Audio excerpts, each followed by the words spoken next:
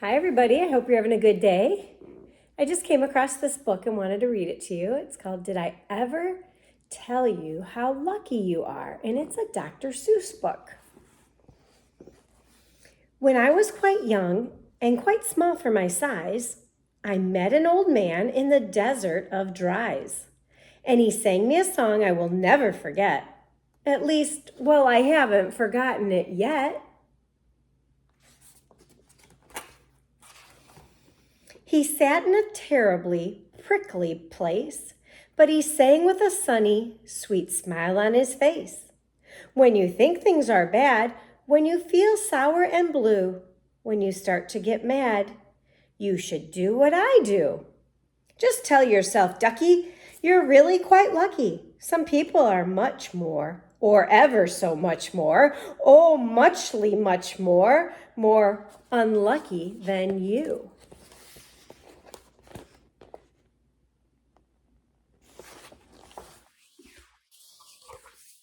Be glad you don't work on the Bungle Bung Bridge and they're building across Boober Bay at Bum Ridge. It's a troublesome world, although people who are in it are troubled with troubles almost every minute. You ought to be thankful, a whole heaping lot, for the places and people you're lucky you're not.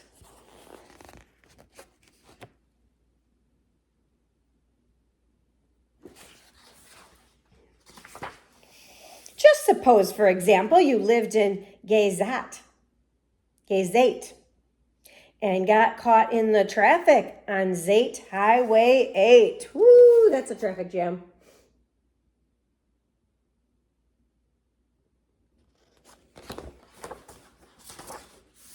Or suppose, just for an instant, you lived in Gezer with your bedroom up here and your bathroom up there.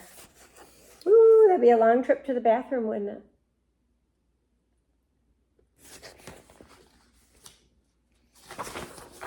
Just suppose, you were poor Herbie Hart, who has taken his thromdimbulator apart. He never will get it back together, I'm sure. He never will know if the gick or the goor fits into the scrux or the snooks or the snore. Yes, Ducky, you're lucky you're not Herbie Hart, who has taken his thromdimbulator apart. What a mess. You think he can get it put back together?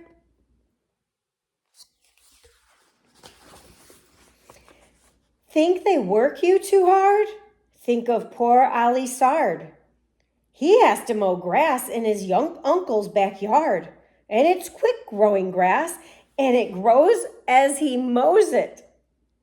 The faster he mows it, the faster he grows it.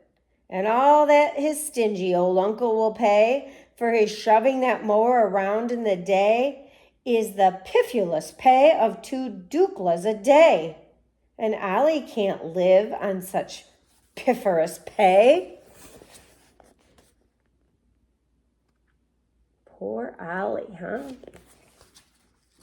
So he has to paint flagpoles on Sundays in Gruz.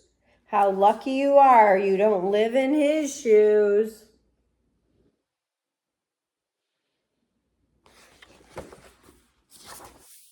And poor Mr. Bix, every morning at 6, poor Mr. Bix has his Borfin to fix.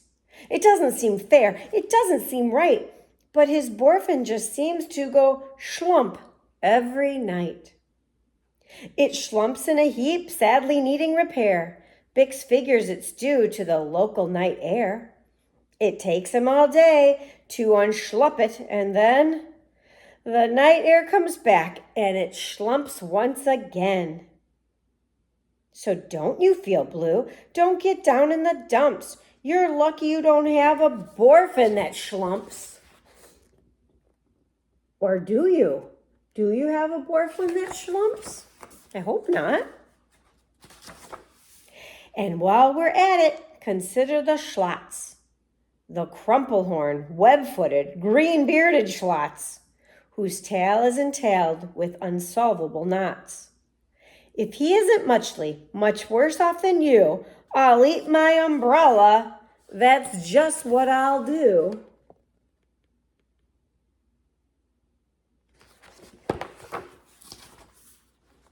And you're lucky indeed you don't ride on a camel. To ride on a camel, you sit on a whammel. A whammel, you know, is a sort of saddle, held on by a button that's known as a faddle. And oh boy, if your old whammel faddle gets loose, I'm telling you, ducky, you're gone like a goose.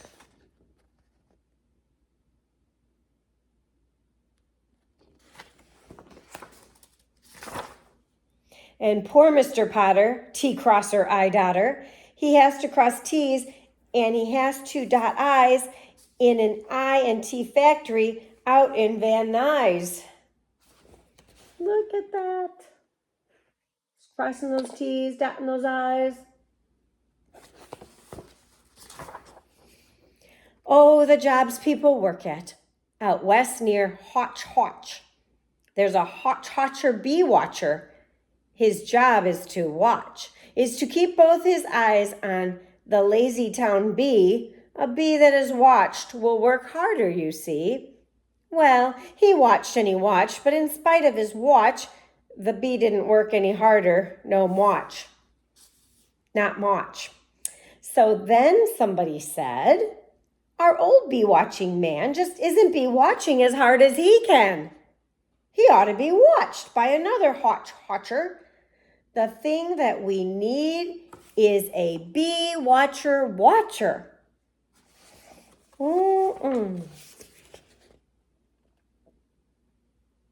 Well, the bee watcher watched the bee watcher. He didn't watch well, so another Hotch Hotcher had to come in as a watcher. And soon all the Hotchers who lived in Hotch Hotch are watching the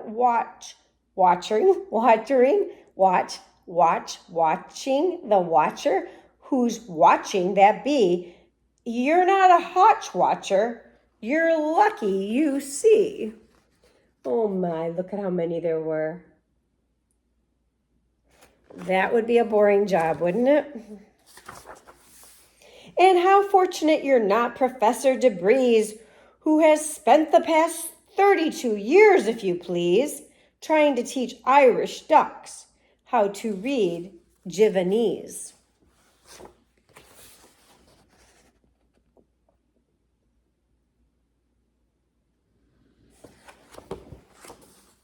Silly. And think of the poor puffing Pooglehorn players who had to parade down the Pooglehorn stairs every morning to wake up the Prince of Pooboken.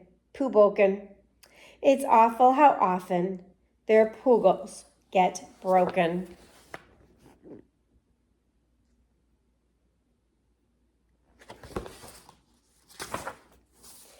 And oh, just suppose you were poor Harry Hatto. Try as he will, he can't make any shadow. He thinks that perhaps something's wrong with his giz, and I think that by golly, there probably is.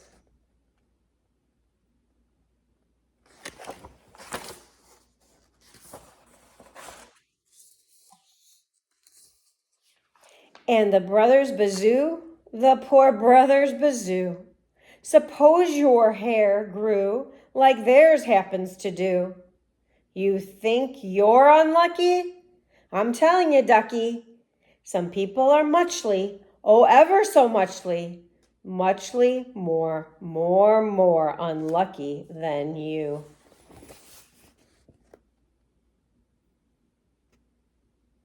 That would be inconvenient.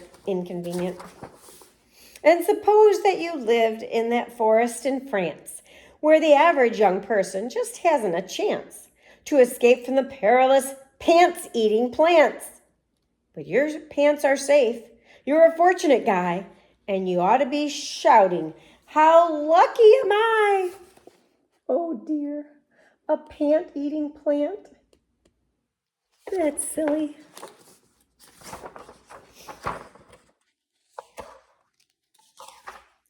And speaking of plants, you should be greatly gladish. You're not Farmer Falkenberg's 17th radish.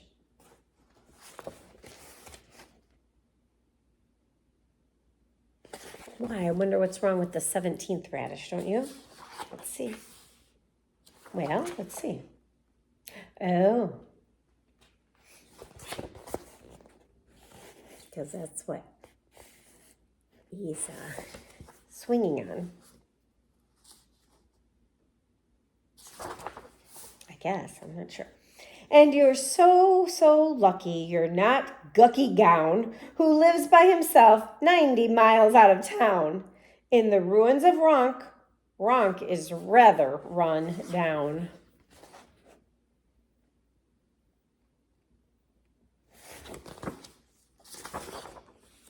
And you're so lucky you're not a left sock left behind by mistake in the caverns of rock. You see the sock? Down here. Thank goodness for all of the things that you're not. Thank goodness you're not something someone forgot and left all alone in some punkerish place, like a rusty tin coat hanger hanging in space.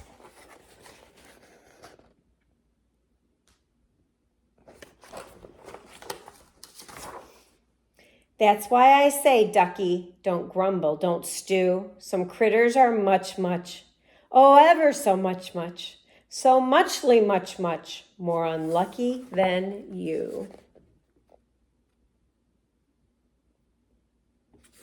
And it's true, isn't it? Sometimes we can be feeling bad about something, and then we hear about someone who has it much worse than us. And sometimes that can help us, can it? And sometimes we need to recognize that maybe the situation we're going through is bad. And that's okay too, because we don't have to say, well, this isn't bad because someone has it worse. But we can recognize that what we're going through is bad too, and that we can learn something from it, or we could turn to God and pray about it. So when bad times come, we can give thanks that we don't have it as bad as somebody else might, or we can be thankful for the things that we do have, or we can just ask God to help us because we know that we're in a bad spot. I heard once someone say, I was complaining about my shoes because I wanted new shoes. And then I met a man who had no feet. And that makes you think that we should be content or happy with the shoes that we have, don't we?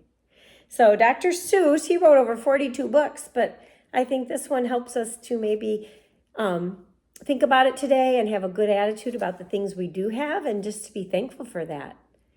So try to think of some things that you're thankful for and then tell somebody about it. Maybe tell your mom or your dad or a grandparent or a sister or a brother. Say, I'm really thankful I have such a nice bed.